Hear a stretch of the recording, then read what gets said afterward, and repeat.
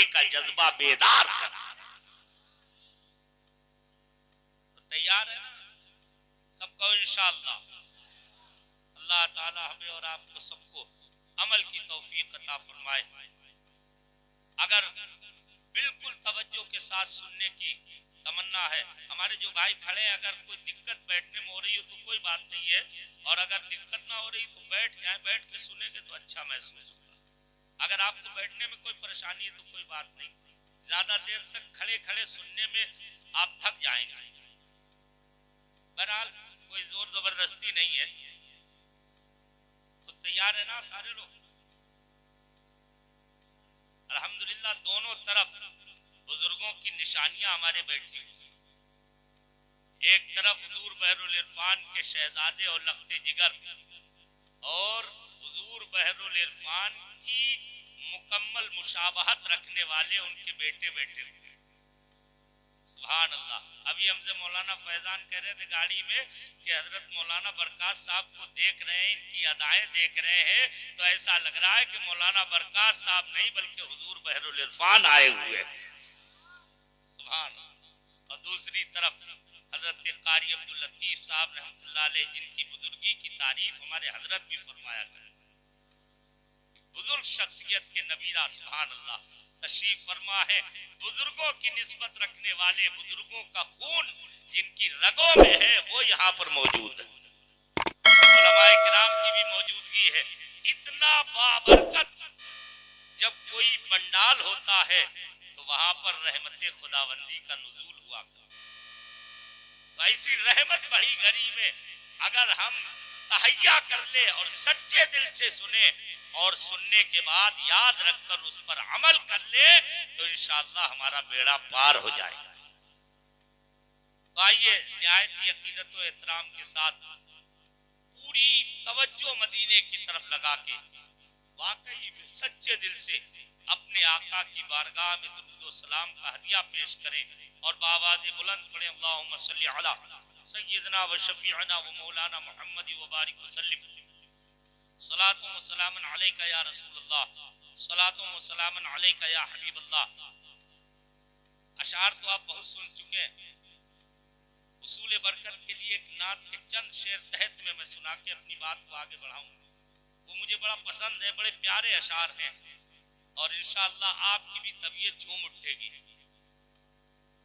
اور عیسیٰ پر کا جو اس وقت کا ماحول ہے انشاءاللہ وہ غموں کے بادل چھٹتے ہوئے نظر آئے. ویسے بھی میں نے کہا نہیں کہ ٹائٹل ان لوگوں نے بڑا اچھا چنا ہے, بہار مدینہ. سبحان. مدینے کی بہار جہاں ہوتی ہے وہاں کبھی غموں کی بیار نہیں ہوتی. جہاں مدینے کی بہار ہوتی ہے وہاں کبھی ظلمتیں نہیں ہوتی ہیں. جہاں مدینے کی بہار ہوتی ہے وہاں کبھی بھی سناٹا نہیں ہوتا ہے. جہاں مدینے کی بہار ہوتی ہے وہاں کوئی غموں سے لاچار نہیں ہوتا. جہاں مدینے کی بہار ہوتی ہے وہاں کوئی بھی دنیا کے ظلم کی وجہ سے بیمار نہیں ہوتا. مدینے کی بہاریں ہر بیماری کا علاج بن جاتی ہے, ہر غم اور دکھ کو دور کرنے کا سبب بن جاتا ہے. یہ بہار مدینہ ہے. سبحان اللہ. علماء کرام تشریف فرمائے چلے گئے ہیں بہرحال, لیکن یہ علماء کرام تشریف فرمائے یہ صرف لفاظی نہیں ہے. بہار مدینہ کو محسوس کر کے تو دیکھو. بہار مدینہ کو جنہوں نے محسوس کیا ہے الحمدللہ آج وہ بھلے ہی زمین کے نیچے چلے گئے ہیں پھر بھی ان کی قبروں پر بہار مدینہ نظر آ رہی ہے, ان کے مزاروں پہ بہار مدینہ ہے. یہ چمک رہے ہیں جتنے مزار والے, یہ اپنے گھر کی بہار سے نہیں, یہ مصطفیٰ کے در کی بہار سے چمک رہے ہیں, یہ نبی کی برکتوں سے چمک رہے ہیں. چاہے کوئی بریلی میں چمکے, چاہے کوئی مراد آباد میں چمکے, چاہے کوئی کچوچا میں چمکے, چاہے کوئی بلگرام میں چمکے, چاہے کوئی ماریرا میں چمکے، چاہے کوئی سرہند میں چمکے، چاہے کوئی اجمیر میں چمکے، چاہے کوئی دہلی میں چمکے، چاہے کوئی بغداد میں چمکے، چاہے کوئی عراق میں چمکے، چاہے کوئی کربلا میں چمکے، چاہے کوئی مدینے میں چمکے، جو بھی چمک رہا ہے مصطفیٰ کی چمک سے چمک رہا ہے، نبی کی بہاروں سے مہک رہا ہے۔ کس کے جلووں کی جھلک ہے؟ اعلیٰ حضرت امام اہل سنت تبھی تو مچل مچل کے کہتے ہیں کس کے جلووں کی جھلک ہے، یہ اجالا کیا ہے، ہر طرف دید حیرت زدہ ٹکتا کیا، کس کے جلوے ہیں، یہ کس کی بہاریں ہیں، جہاں سے سب کو بہاریں ملتی ہیں۔ آپ نے بھی اسی مدینے کی بہار لوٹنے کی کوشش کی۔ اب یہ ہماری اور آپ کی نیتوں کے اوپر ہے کہ ہم بہار لوٹ پاتے ہیں کہ نہیں۔ بہار لوٹنے کے لیے پھولوں کے ہار کی ضرورت نہیں ہے، مدینے کی بہار لوٹنے کے لیے نوٹوں کی بھرمار کی بھی ضرورت نہیں ہے، مدینے کی بہار لوٹنے کے لیے نعروں کی کثرت کی بھی ضرورت نہیں ہے، مدینے کی بہار لوٹنے کے لیے گھر گھرج تقریروں کی بھی ضرورت نہیں ہے۔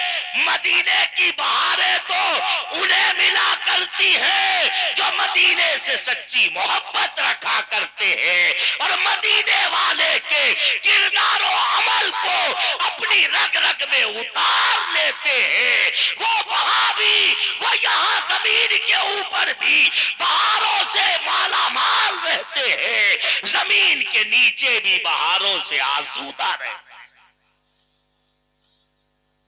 مدینے کی بہار ہے۔ ایک شاعر کہتا ہے دلوں سے غم مٹاتا ہے محمد نام ایسا ہے، صلی اللہ علیہ وسلم، سب کو صلی اللہ علیہ وسلم، دلوں سے غم مٹاتا ہے، بولو بولو، آخر میں محمد نام ایسا ہے صلی اللہ علیہ وسلم، دلوں سے غم مٹاتا ہے محمد نام ایسا ہے، اور نگر اجڑے بساتا ہے محمد نام ایسا ہے، نگر اجڑے بساتا ہے محمد نام ایسا ہے، اور محبت کے کمل کھلتے ہیں ان کو یاد کرنے سے، سبحان اللہ، محبت کے کمل کھلتے ہیں ان کو یاد کرنے سے، بڑی خوشبوئیں لاتا ہے محمد نام ایسا ہے، بڑی خوشبوئیں لاتا ہے محمد نام ایسا ہے۔ اور کوئی یعقوب سے پوچھے کہ یوسف مل گئے کیسے، کوئی یعقوب سے پوچھے کہ یوسف مل گئے کیسے، یہ بچھڑوں کو ملاتا ہے محمد نام ایسا ہے، یہ بچھڑوں کو ملاتا ہے محمد نام ایسا ہے۔ اور درودوں سے ہماری محفلیں آباد رہتی ہیں، درودوں سے ہماری محفلیں آباد رہتی ہیں، ہمارے گھر سجاتا ہے محمد نام ایسا صلی اللہ علیہ وسلم۔ ایک مرتبہ اور جی لگا کر درود پاک پڑھیں، صلی اللہ علی النبی الامی وآلہ صلی اللہ تعالی علیہ وسلم، صلاۃ و سلام علیک یا رسول اللہ، صلاۃ و سلام علیک یا حبیب اللہ۔ محترم دینی اور اسلامی بھائیوں اور اسلامی ماں اور بہنوں، ہم اور آپ بڑے خوش نصیب ہیں، اور عیسیٰ پور کے مسلمانوں نے اس پروگرام کو منعقد کر کے اپنے غلام مصطفیٰ ہونے کا ثبوت فراہم کیا۔ مجھے آنے کے بعد یہ معلوم ہوا کہ اللہ کی مشیت سے لگاتار تھوڑے سے عرصے میں گاؤں میں کئی ایک بڑے حادثے واقع ہو گئے، اور نہایت کڑیل نوجوان کئی ایک دنیا سے رخوش ہو گئے، ہم سے رخصت ہو گئے۔ اللہ تعالیٰ ان کی مغفرت فرما کے درجے بلند فرمائے۔ وہ دنیا سے چلے گئے. ایک واقعی میں کسی نوجوان کی موت ہوتی ہے تو صرف گھر پہ نہیں, صرف محلے پہ نہیں, صرف بستی پہ نہیں, بلکہ جہاں جہاں تک اس کے جاننے والے ہوتے ہیں وہاں پر ایک غم کا ماحول چھا جاتا ہے, ایک سناٹا طاری ہو جاتا ہے. اور بلکہ جب کوئی نوجوان کی موت ہوتی ہے تو عبرت حاصل کرنے والے دور دراز کے لوگ بھی سناٹے میں آ جاتے ہیں, اور جو خدا کا خوف رکھتے ہیں وہ اپنی تیاری کرنے میں جٹ جایا. یاد آ جاتا, یوں تو ہر وقت انسان کو معلوم ہے مرنا ہے, ہمیں بھی معلوم, آپ کو بھی معلوم, ہر پیدا ہونے والے کو ناپید ہونا ہے, ہر وجود پانے والے کو عدم میں جانا ہے, ہر زندگی پانے والے کو موت کا مزہ چکھنا ہے, یہ سب کو معلوم ہے. لیکن کبھی اس طرح کے حادثے ہو کے ہمارے ضمیر کو, ہمارے چھپے ہوئے ایمان کو اور ایمانی حرارت کو پھر سے بیدار کر دیتے ہیں اور ذہن دیتے ہیں. اے خواب غفلت میں سونے والے, اے دنیا کی طلب میں, دنیا کی رنگینیوں میں پھنسنے کے بعد اپنے رب کو اور مولا کو بھولنے والے, ہوش کے ناخن لے اور یاد رکھ جب بڑے بڑے کلیل نوجوان چلے گئے تو تیرا کیا ہے, اس لیے یاد رکھ اور حوصلے کے ساتھ میں یہ ارادہ کر کے اٹھ جا کہ جو کچھ ہو چکا ہے وہ گزر گیا. اے میرے مولا, آج سے میں تیرے احکام کا پابند بن جاؤں. یہ پروگرام رکھنے کا مقصد یہی ہے. بہار مدینہ کا ٹائٹل دے کے یہ نوجوانوں کو, یہ بزرگوں کو, یہ ہمارے گھر کی ماں اور بہنوں کو, یہ بچوں کو, یہ سب کو ذہن دیا جا رہا ہے کہ غموں کے بادل چھائے ہیں, اگر تکلیفیں آ رہی ہیں, بیماریاں آ رہی ہیں, موت کا سناٹا طاری ہے, اگر وبا آئی ہے, اگر بلا آئی ہے, اگر دکھ درد کا سما چھایا ہوا ہے تو دنیا والے تو کسی ڈاکٹر کے پاس جاتے ہیں, کسی بڑے ہونہار کے پاس جاتے ہیں, کسی دانشور سے مشورہ کرتے ہیں, کسی اور کے پاس جاتے ہیں, لیکن غلامان مصطفیٰ ایسے موقعوں پر بھی کہیں اور نہیں مدینے والے کو پکارا کرتے ہیں, اپنے نبی کی دعائی دیتے ہیں اور یہی عرض کرتے ہیں, اے میرے مولا, اے میرے مدینے کے آقا, ایک نگاہ آپ کر دے, ہماری ساری بگڑی بنتی چلی جائے گی, پریشانیاں دور ہوتی جائیں گی, مشکلات سے چھٹکارا ملتا جائے گا. بندہ مچل مچل کے کہتا ہے قسمت میں لاکھ بل ہے, قسمت میں لاکھ پیچ ہے, 100 بل 1000 کج, یہ ساری گتھی ایک تیری سیدھی نظر کی ہے, بینی سہانی صبح میں ٹھنڈک جگر کی ہے, کلیاں کھلی دلوں کی ہوا یہ کدھر. نعرہ تکبیر, نعرہ رسالت, حضرت علامہ مفتی آصف رضا مجددی. نعرہ تکبیر, نعرہ رسالت, فیضان لطیفی, فیضان آفاقی. نعرہ تکبیر, نعرہ رسالت.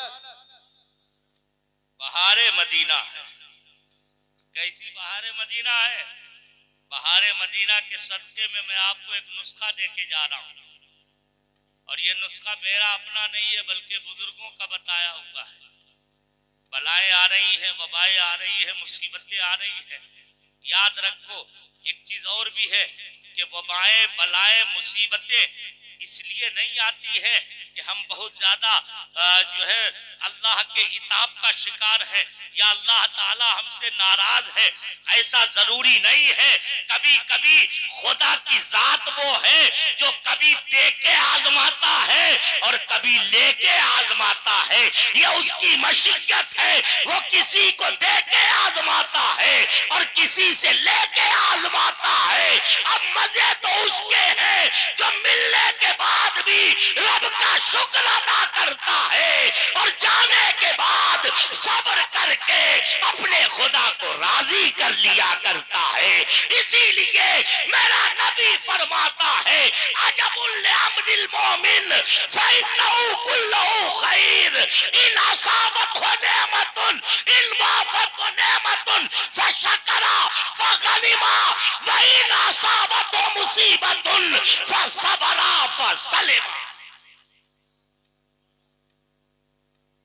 بلند آواز سے کہہ دو یہ شاعری سے افضل ہے جو میں نے سنایا ہے. ہر شاعری سے افضل.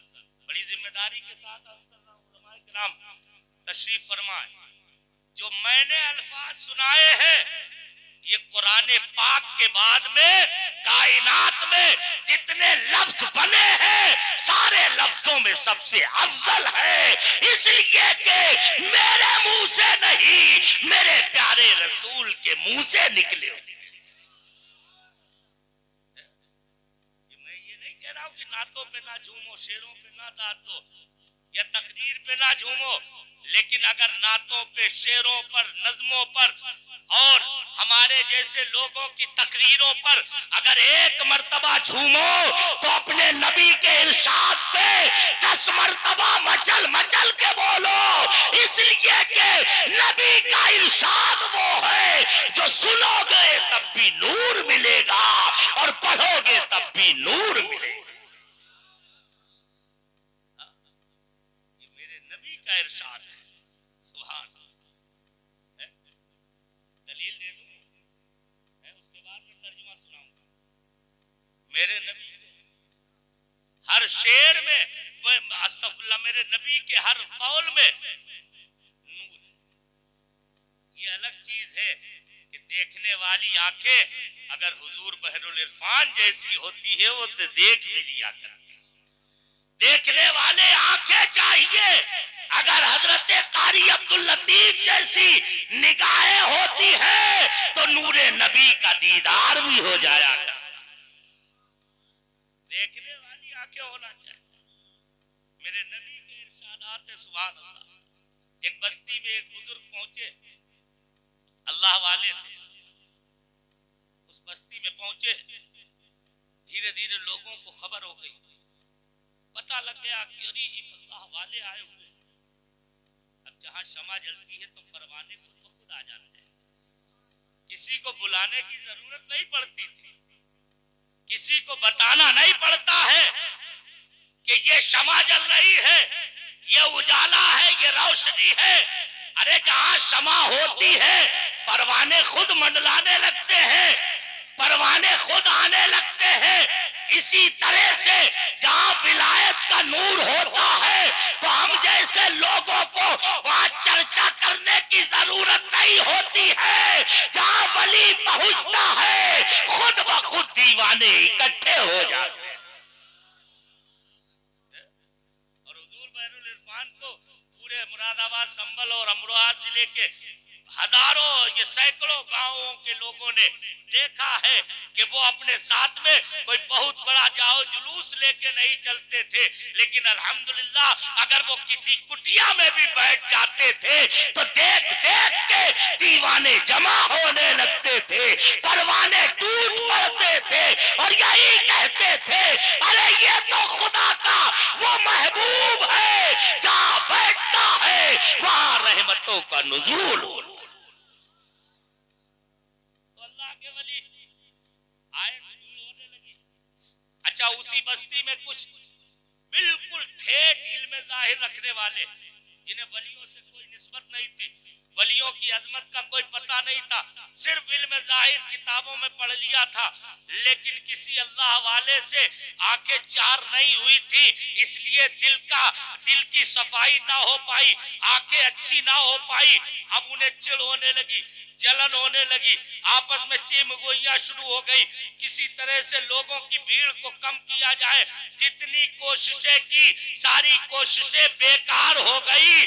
تو ओछे हथकंडों पे आ गए और खबर भिजवाई कि आप इतने बड़े पहुंचे हुए हैं, आप बहुत बड़े आलिम और मुहद्दिस भी होंगे, कुछ हदीसों को हमें आपके पास में जांच करवाना है, जो सही हो आप बता देना और जो गलत हो छांट के रख देना। अल्लाह के वली ने कहा भाई आप आलिम हैं, मदरसे में पढ़ते हैं, बुखारी मुस्लिम तिरमिजी इब्ने माजा और तमाम हदीस की किताबें पढ़ना आपका काम है। मैं तो हकूक की सदाएं लगाता हूँ, मुझे क्या पता कौन सी हदीस सही है कौन सी रिवायत गलत है, ये तो किसी मुहद्दिस का काम है।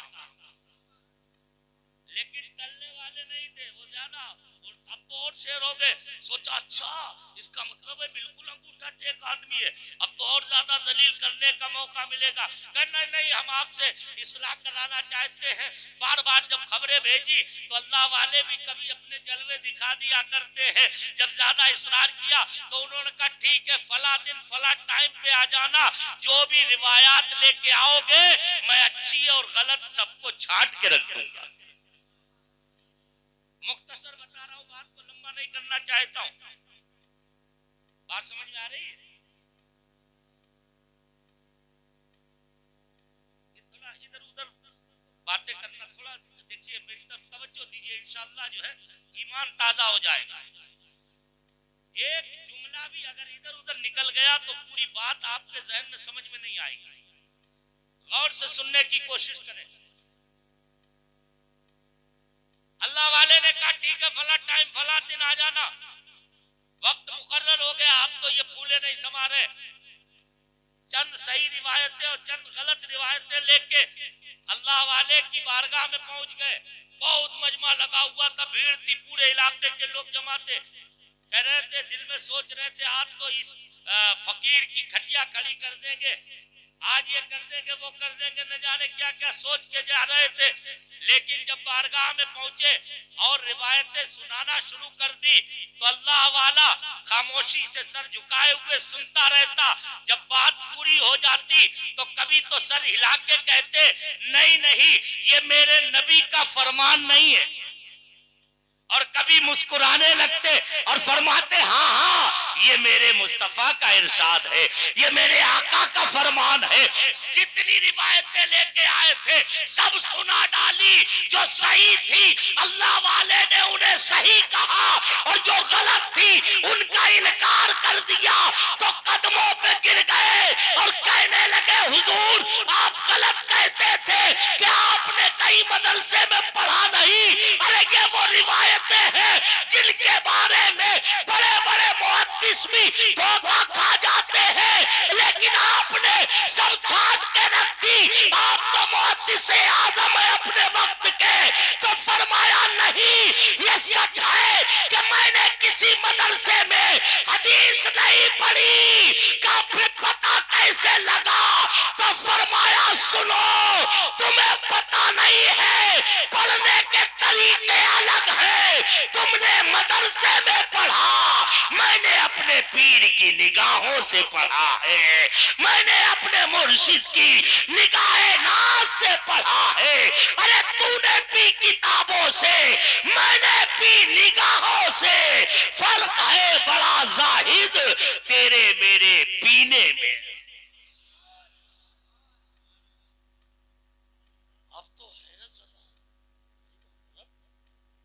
जब आपने किसी मदरसे में नहीं पढ़ा, किसी मुहद्दिस से नहीं पढ़ा, तो ये सब पता कैसे लग गया आपको कि ये सही रिवायतें हैं ये गलत रिवायतें हैं?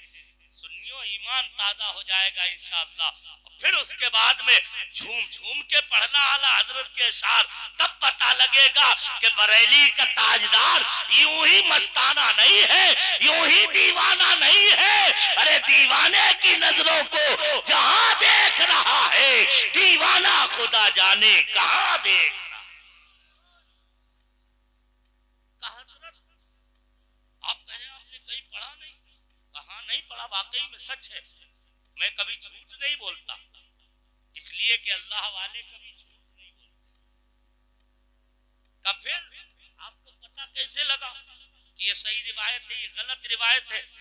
فرمایا سنیے فرق ہے، آپ صحیح اور غلط کو بخاری کے بیان سے سمجھتے ہیں، آپ تہذیب التہذیب دیکھتے ہیں، آپ اکمال التہذیب دیکھتے ہیں، آپ فن اسماء الرجال کی کتابیں دیکھ دیکھ کے روایتوں کے صحیح اور غلط کا امتیاز کرتے ہیں، فرق کرتے ہیں۔ یہ آپ کا معاملہ ہے کہ آپ کتابوں سے، مصنفوں سے حدیث کی صحت اور حدیث کے سقم کو، ذوق کو پہچانتے ہیں، لیکن ہمارا معاملہ الگ ہے، اور ہمارا معاملہ یہ ہے کہ میرے نبی نے 1400 سال پہلے جو الفاظ اپنی زبان اقدس سے نکالے تھے ان میں آج بھی نور اور روشنی موجود ہے، لہذا جب کوئی میرے نبی کی حدیث پڑھتا ہے تو اس کے ہونٹوں سے، اس کے منہ سے روشنی نکلتی نظر آتی ہے۔ اسی لیے جب تم غلط روایت پڑھتے تھے مجھے کوئی لائٹ نظر نہ آتی، اور جب تم حدیث پڑھتے تو مجھے نبی پاک کا نور نظر آ جاتا، میں سمجھ لیتا یہ میرے مصطفیٰ کا فرمان ہے، یہ میرے آقا کا ارشاد۔ نعرہ رسالت، نعرہ رسالت، داماد حضور بحر العرفان، داماد حضور بحر العرفان، خلیفہ حضور بحر العرفان، نعرہ تکبیر، نعرہ رسالت۔ یہ ہے میرے نبی کا نور، الفاظ میں بھی نور، تو ایسے پیارے الفاظ میں سنا رہا ہوں، سبحان ہے۔ اچھا یہ بات آ گئی تو میں عرض کر دوں، پھر ترجمہ سنا دوں گا اس حدیث کا۔ یہ الفاظ پڑھائے کہاں جاتے ہیں؟ یہ الفاظ کہاں پڑھائے جاتے ہیں بتائیے، جواب دیجئے میرے بھائیوں نوجوانوں۔ سبحان اللہ، بتائیے اب تو بولیے۔ آج کل کے نوجوان ماشاءاللہ بہت ایکٹیو ہیں، ہمارے بزرگ تھوڑا سنجیدہ مزاج کے ہوتے ہیں، دیر تک سوچتے رہتے ہیں کہ پتہ نہیں کہاں سے کہاں مولانا لے جا کے پٹکے جا کے، اس لیے خاموش رہنا ہی بہتر ہے۔ لیکن ہر جگہ خاموش نہیں رہنا چاہیے، یہاں آپ کے علم کی جانچ نہیں ہو رہی ہے بلکہ آپ کی توجہ دیکھی جا رہی ہے۔ دھیان سے سنیں، حدیثیں کہاں پڑھائی جاتی ہیں؟ اب تو بول دیجئے۔ مدرسے میں۔ ہم اور آپ کہاں بیٹھے ہیں؟ مدرسے میں۔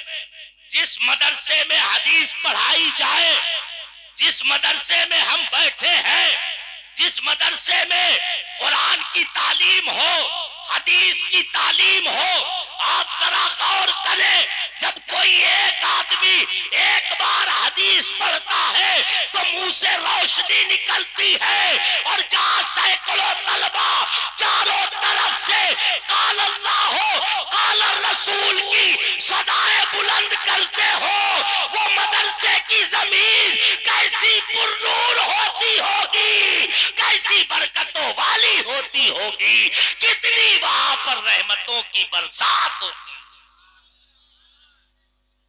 کتنی مبارک جگہ ہے، میں نے کہا نہیں، محفل بھی مبارک ہے، جگہ بھی مبارک ہے، اور سبحان اللہ آنے والے بھی مبارک ہیں۔ جن کا دیدار کر رہے ہیں وہ خود بھی برکت والے، نام بھی برکات ہے تو برکتوں والوں سے نسبت بھی ہے۔ ساری برکتیں جب ایک ساتھ جمع ہو گئی تو اب یاد رکھو اور یقین سے یہاں سے اٹھ کے جاؤ یہ کہتے ہوئے، اے میرے آقا مدینے کے تاجدار، اگر ایک نگاہ فرما دے ہم گناہگاروں کا بیڑا پار ہو جائے گا، ہمیں مصیبتوں سے نجات ملے۔ سبحان اتنی عظیم جگہ، اتنی اچھی جگہ، تو اتنی مقدس جگہ کو اگر ادھورا ہم دیکھ رہے ہیں تو اس میں کمی ہماری نہیں ہے، ہم تو ایک مہمان کے طور پر آئے ہوئے ہیں، برا مت مانیے گا، یہ کمی اور کمی نہیں ہے تو سستی ضرور ہے، یہ آپ کی ہے کہ نہیں؟ ہمارے گھر کے کام کبھی نہیں رکتے. ہمارے مکان میں پلاسٹر ہونا ہے تو ہو کے رہے گا چاہے ہم قرضہ کیوں نہ لیں. ہمارے بیٹے کی بیٹی کی شادی ہے تو ہمیں 50 لاکھ 10 لاکھ اپنی حیثیت سے کئی گنا زیادہ خرچ کر کے گاؤں میں اپنا نام کرنا ضروری ہے.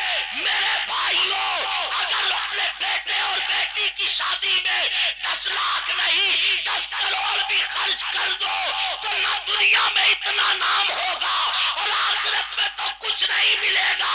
لیکن اگر اس مدرسے کی چھت ڈلوانے کے لیے تم نے 10,000 بھی دے دیے تو انشاءاللہ یہاں بھی نام اونچا ہوگا اور قیامت میں میرا نبی تمہیں اپنے دامن رحمت میں چھپا لے.